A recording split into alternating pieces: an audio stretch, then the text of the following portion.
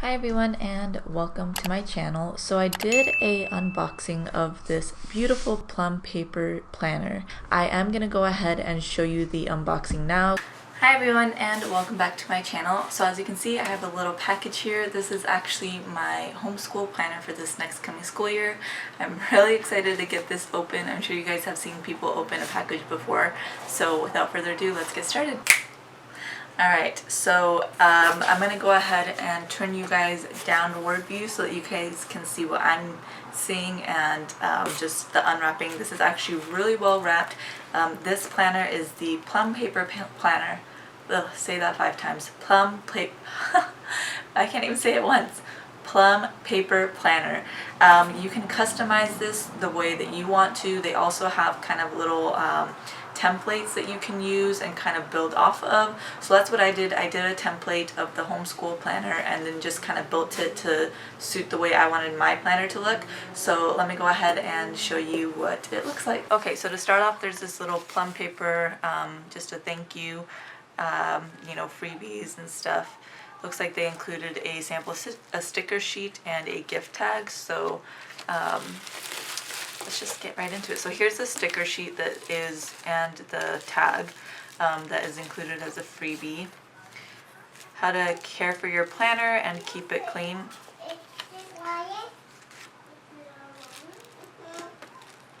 Okay, so this is basically like a sample of the cover material, just so that you can try it and see that although it does bend and kind of have like the little, you know, shape, it is water resistant. It's really difficult, probably impossible to tear. You probably have to use scissors to tear it.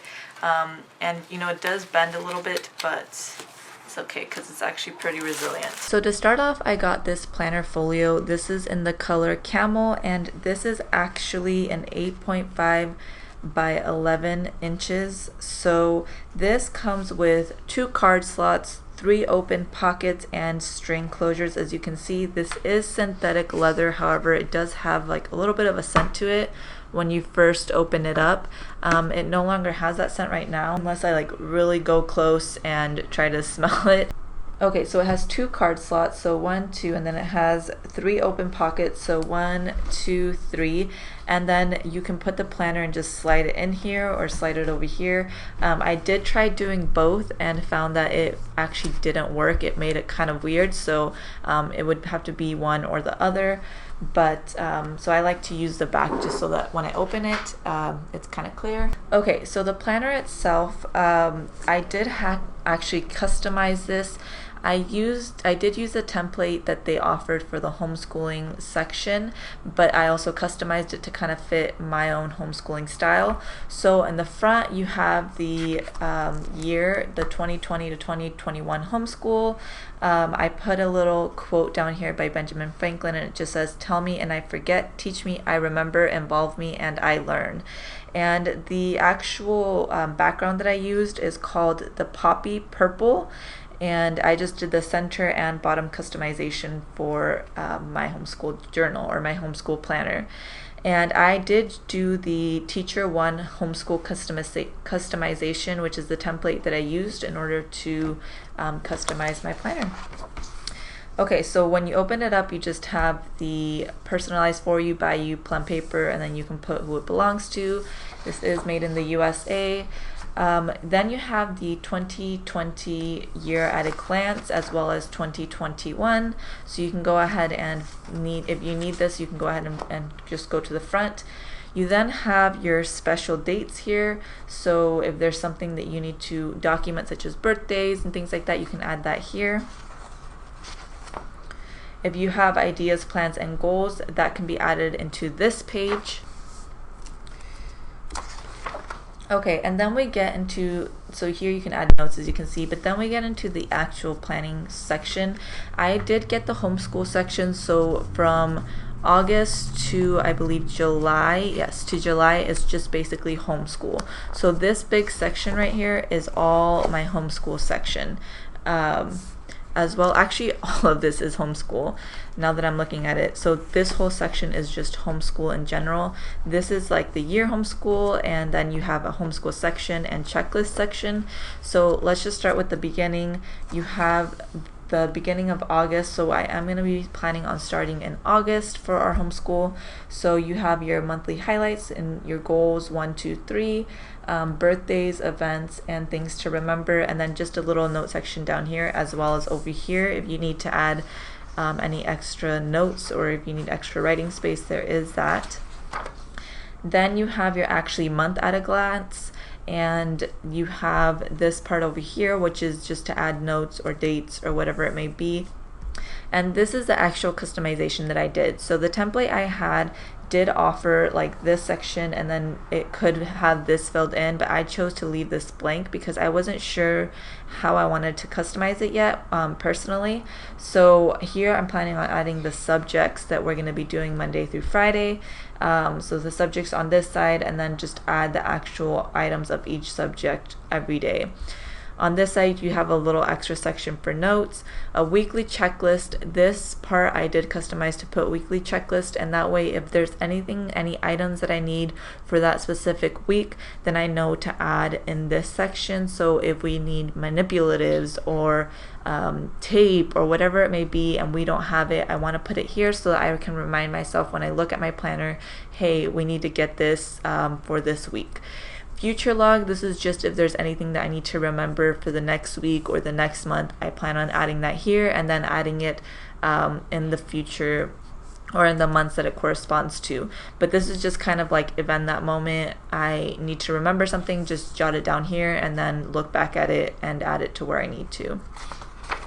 So basically this whole month is the same thing, where you can just add subjects Monday through Friday, and then I did say this was notes, but this is actually Saturday and Sunday. It's a tiny section, as you could see. So I mean, if you homeschool on the weekends, you might want to make this bigger if it doesn't work for you. Okay, so now we get towards the end of the month. And for the end of the month, you have another huge page for notes if you need it, and your assignment tracker. So for the assignments, you can add the subject, the assignment, the due date, and the grade. If you have any exams, essays, and projects, you can add the subject, assignment, due, and grade. And then you have another extra page for that.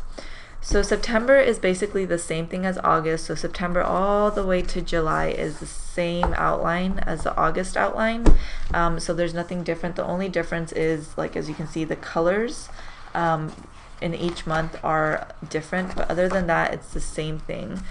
Then we go to the Homeschool tab, and the Homeschool tab, so all of this is homeschool, but this one is kind of more customized to the students. So here you have the students' goals in 3 words, their mission statement, their academic goals, the teacher's goals in 3 words, the teacher's mission statement, and the teacher's academic goals. You then have another year at a glance. Here you can actually add the date of the month and then anything that you need to add in this section. So as you guys can see, there is a lot of writing room here. So if you're someone that likes to keep notes or jot things down, there is a lot of space for that. So just something to keep in mind. You have your classroom resources section. So here you have your subject, your book, and the website, and the amount of money. So this is good if you're barely starting to purchase things, or if there's things that you want to get for throughout the year. You can go ahead and write that here. That way you can keep track of what you're spending.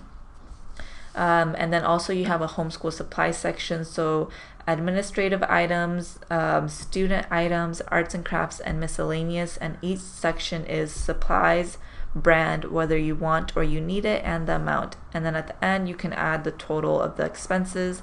So once again, this is another section that you can go ahead and add if you purchase supplies.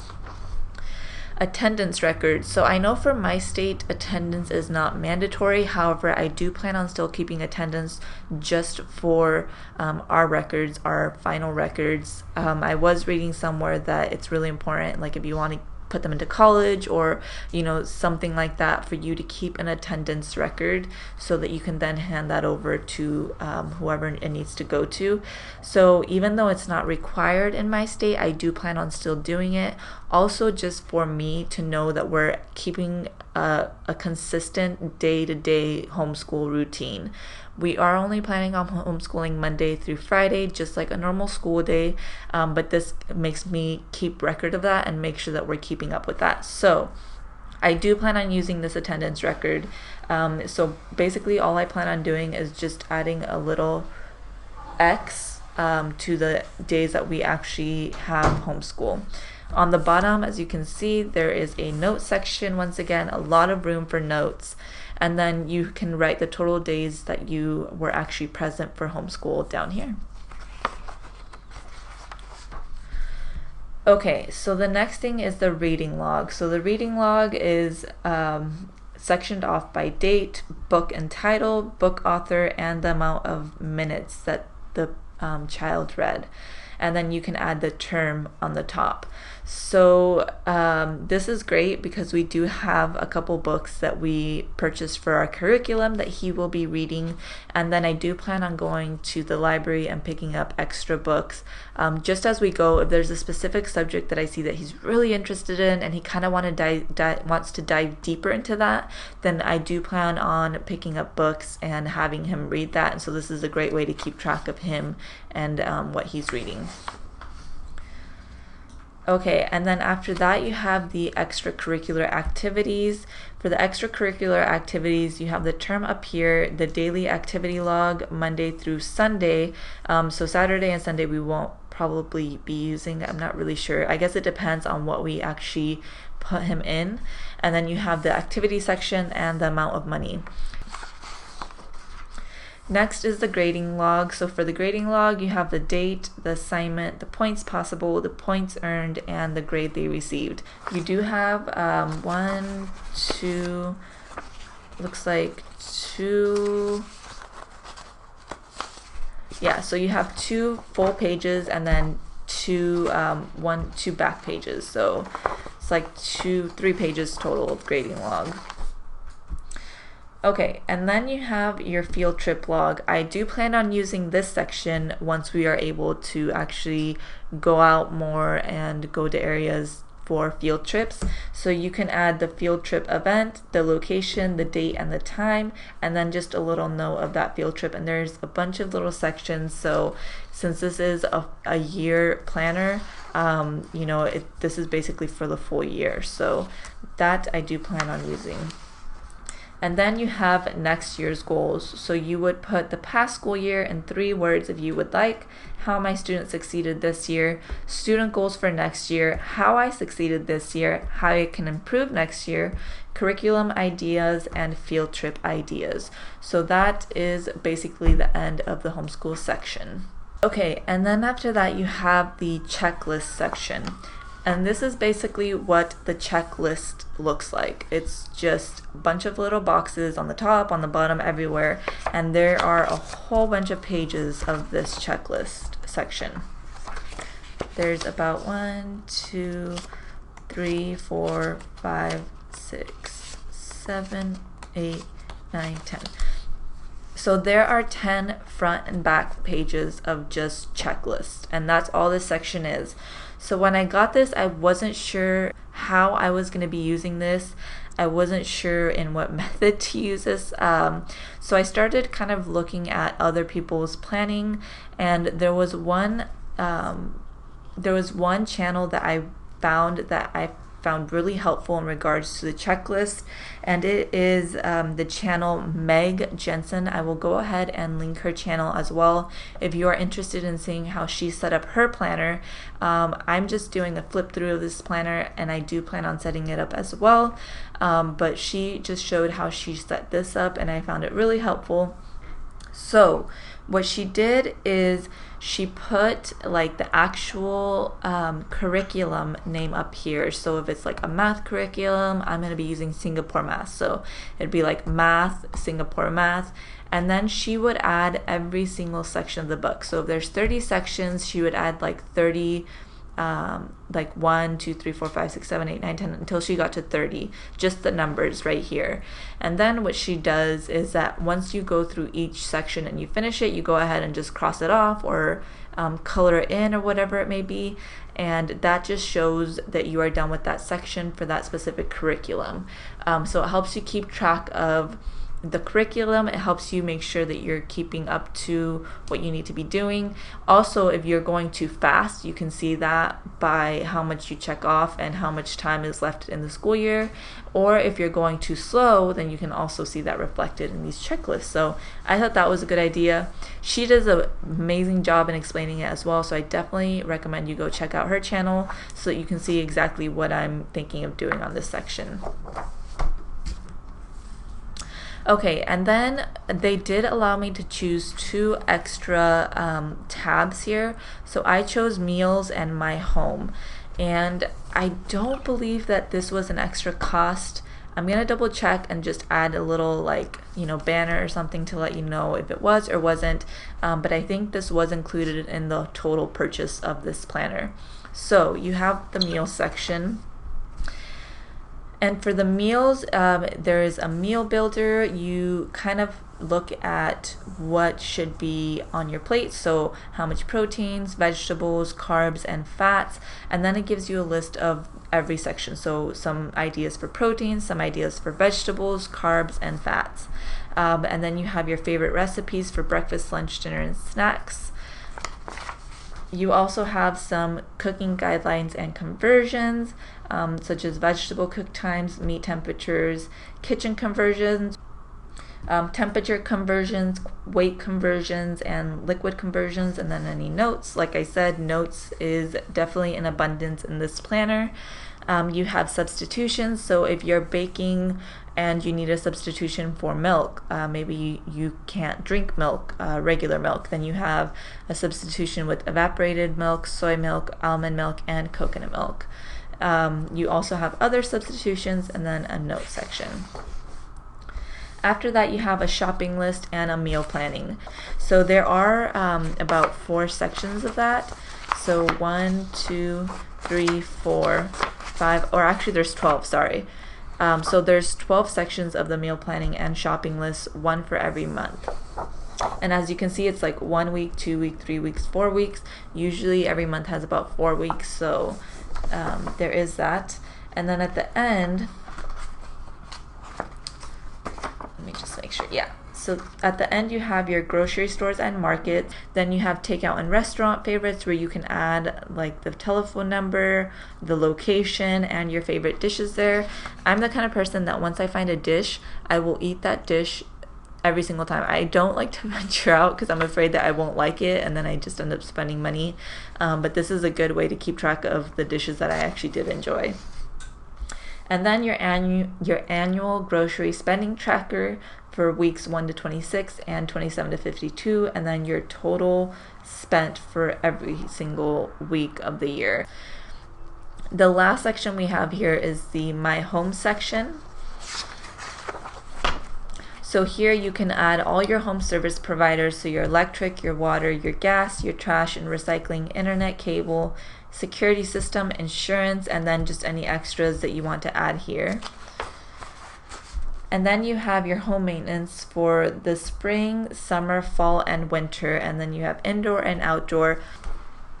Then you have your master cleaning guide, so you have your daily, weekly, monthly, and annually for the kitchen, bathroom, bedroom, living room, utility space, entry, porchway, outside, other tasks, and again a huge section for notes.